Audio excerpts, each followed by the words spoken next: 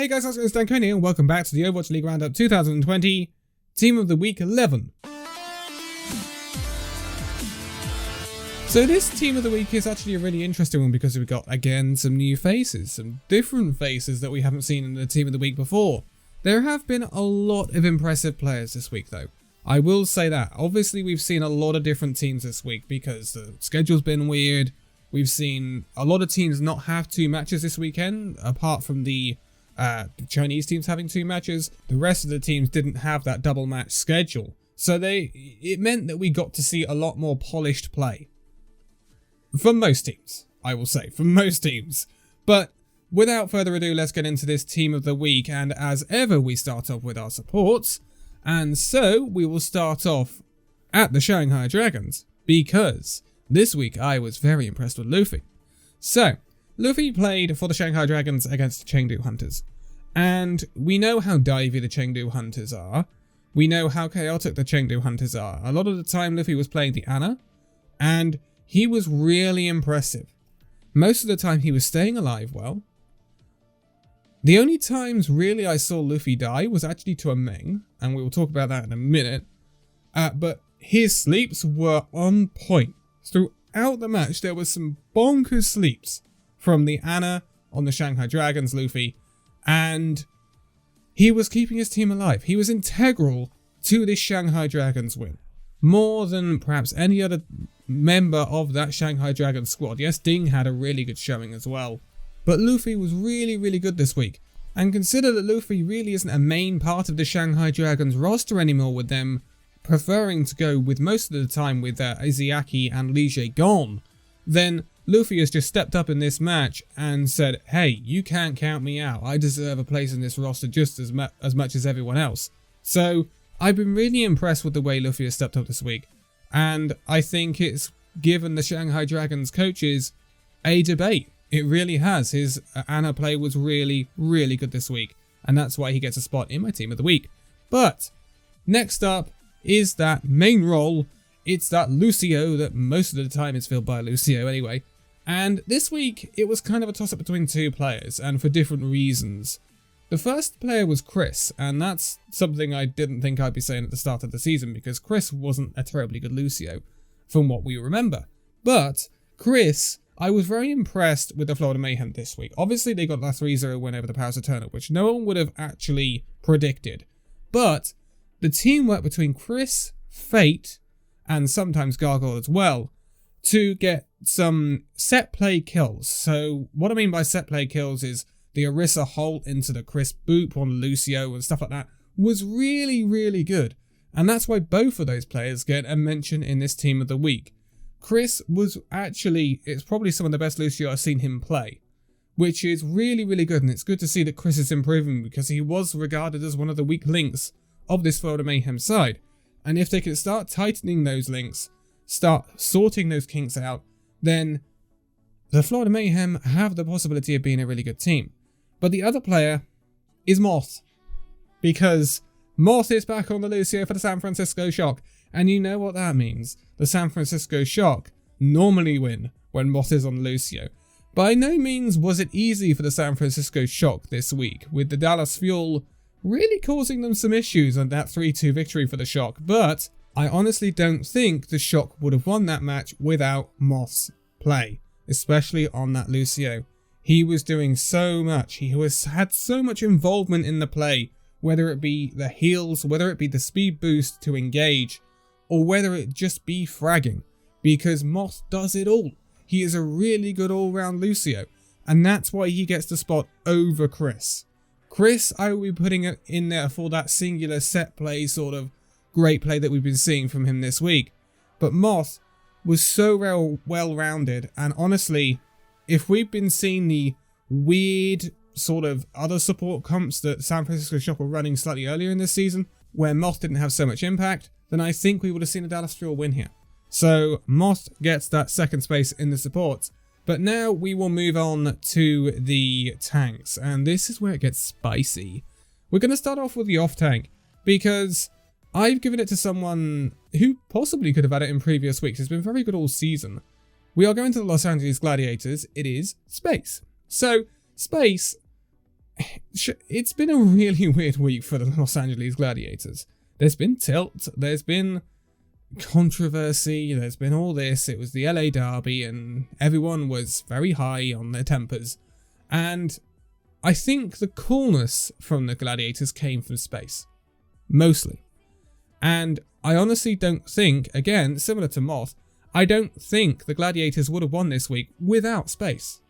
Because in those maps 3 and 4 of that 3-2 series, the Gladiators were very poor. Very, very poor. And the glimmer of light was space during those maps. But throughout the series, space was getting so much work done on the Diva and the other picks as well. And he was peeling, he was getting damage done, he was just everywhere. He was in everyone's face. The Valiant couldn't deal with it. And come the last map, he was integral to shutting down the KSF Ash, which had been ripping the Gladiators apart in maps 3 and 4. So, without space, I don't think the Gladiators would have got the win here, and he goes into Team of the Week as the off-tank. Obviously, there are some other people. I want to mention Nevix. Nevix had a good display for the Toronto Defiant this week. Again, it was against Boston Uprising, but it wasn't too outstanding, I wouldn't say. I think Space had a better week, but Nevix did get some very crucial ults, very crucial plays to get that Toronto Defiant win. So Nevix does get an honourable mention here. But moving on to the main tank role, we've already given the honourable mention to Fate of the Florida Mayhem because of the set plays that we've been seeing from them. But this week, it's finally going to the man himself. The main tank at the Chengdu Hunters. It's time for a Meng. So, I've been really impressed with a Meng this week. And it may not be the most star-studded of main tank play, but I have been noticing a very strong improvement in a Meng's flexibility on that main tank role. Because we always knew a Meng as a one-trick ball. And then we saw more of the Rhine, more of the Orisa, and Meng's improved on the Rhine and Orisa, but one thing we never saw from a Meng was Winston. For some reason, he did not like playing Winston, and there was very little of a Meng playing Winston at the very highest level. But in the past couple of weeks, especially this week, it has changed. We have seen the Meng Winston, and actually, it ain't half bad. He was getting a lot of work done for the Chengdu Hunters against the Guangzhou Charge where they won 3-0, and even against the Shanghai Dragons, he was one of the only people that was able to shut down Luffy at times. And I think that's big credit to Meng, because his Winston, we always thought it was really weak, but he is proving people wrong now. And if the Chengdu Hunters can have an Meng who can play all of the main tanks, then we're looking at a Chengdu Hunters that is perhaps much better than we expected. And I have noticed a correlation between a Meng being more flexible on the main tank role and the Chengdu Hunters improving in their play. So I think a Meng has taken some big steps to becoming an even better main tank than he already was. And I think this week his highest playtime was probably Winston. From what I can remember, we didn't see much of the Meng Wrecking Ball, even though it was available. So that really does signal a change in the wins for a Meng. He had the option of playing Wrecking Ball, but he chose the Winston, which was really, really good. Really impressed with the Meng this week, and if he can continue on this road and get better, we are looking at a really good main tank for the Chengdu Hunters. But it's time to move on to the DPS, the bit we all love. So there are a lot of options for DPS this week. We have seen some very good play from a lot of different people. We will start off with the more utility, the more projectile role, and I actually had quite a few names I could have put in here. There were a lot of good players this week. I want to give another shout out to Doha of the Dallas Fuel. He had a really good week last week, with sure and get into the Team of the Week for last week, week 10. And this week he could have got in there as well. He was really, really good this week, alongside Decay, and again, they are leading the improvement for the Dallas Fuel right now. I am actually really interested to see what happens next week at the Battle of Texas between Dallas and Houston. It's going to be very, very interesting. Two teams that have looked to improve in recent times. It'll be very interesting to see how that works out. Also very impressed with Yaki of the Florida Mayhem. He was really good against the Paris Eternal, getting a lot of work done. But I want to go to the Atlanta Reign for this one. It is going to be the first edition of Edison to the Team of the Week for this week. Edison was really, really good. There was very often in the Atlanta Reign Washington Justice match a battle between the Edison Doomfist and the Tuba Doomfist, and both got a lot of work done actually. I want to give a shout out to Tuba, even though the Washington Justice did get swept. Tuba did actually pretty well. Edison though, he was really good. And we didn't just see the Edison Doomfist, we also saw the Edison Tracer, which was really good as well. I was really impressed with Edison this week. Really impressed. And it just shows the depth that the DPS line of the Atlanta Reign has got. And I think they've got a DPS line that could possibly rival the Philly Fusion. Unfortunately for the Reign, I don't think their support or their tank line is quite up to the Philly Fusion level, and I think that's where they fall short. But their DPS are really good. And Edison has been an addition in the transfer window which has really paid dividends. And this week we saw the quality that Edison can provide. And I hope to see much more of it in the future. His Doomfist, his Tracer, really, really good. But we won't be seeing Tracer next week. So it'll be interesting to see what the Atlanta Reign won next week when they take on the Philly Fusion. But we will round out the DPS line now with that hit-scanny sort of role. And again, there is a raft of names I could be putting in this spot. Lip was really good for the Shanghai Dragons. I was phenomenally impressed with the Ashe from Leave of the Chengdu Hunters. I think he has put on some of the best Ashe play we've seen so far in the Overwatch League actually this week. He was really, really good. I mean, some of his reactions, he dynamited Ding and Lige Gon out of the sky, I think, at one point with the Shanghai Dragons. I was really impressed with Leave's Ashe this week. And also, there's KSF as well at the Valiant, because he just caused so many problems for that Gladiators team on that Ashe. There has been a lot of success with the Ashe this week, obviously with McCree and Widowmaker banned, but when they will be back next week, we probably won't see much of that Ashe. But it's nice to see it every now and then. It really does tell us some of these really, really flexible players. And Leave has shown some really good Ashe this week. But I am going to give it to the Florida Mayhem. I'm going to give it to BQB. BQB, a lot of people went on about Yaki with the Florida Mayhem this week. Understandably, he had a really good showing.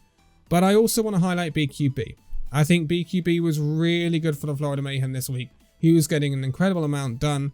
A lot of the time he was playing the Reaper, so let's be fair to him. But he was getting so much done for the Florida Mayhem. He was an integral part of them getting this sweep of the Paris Eternal. Yes, the Paris Eternal were not good, but the Florida Mayhem were very well practiced this week. And they all seemed on the same page. It looked like the best Florida Mayhem side we've seen, possibly ever, to be quite honest with you, because we haven't seen much in terms of good Florida Mayhem in the past. BQB, though, he is the longest serving member of the Florida Mayhem now, I believe. And I am actually really impressed that he's now starting to step up. We're starting to see a better BQB than we have seen before. He may not be the biggest, flashiest DPS in the league, but this week he really got the job done for the Florida Mayhem. He was lighting up the kill feed more often than not. And that's what you need from your DPS, especially when he's playing the Reaper. You need him to get in there, you need him to get work done, and that is just what BQB did this week. Really, really well. But again, there are a raft of names you can put in here. There are so many players got so much done this week. And it has been a really good week for variety and a really good week for really good Overwatch in general. Boston Uprising, Toronto Defiant, I'm looking at you. Gladiators, I'm looking at you. You're the people who let the side down this week. Apart from that, the other teams have actually been really good this week. And it's been actually a pretty good high standard of Overwatch. But that's going to round it out for this Team of the Week. As ever, leave your own Team of the Weeks down in the comments below. I'm sure you will have your own opinions about this one. And next week should be a really interesting one. Battle of Texas. The showdown between Seoul and Shanghai. It's going to be really interesting next week. But for now, thank you guys so much for watching this video. If you liked it, give it a like, subscribe if you're new, and I'll see you in the next video. See you then.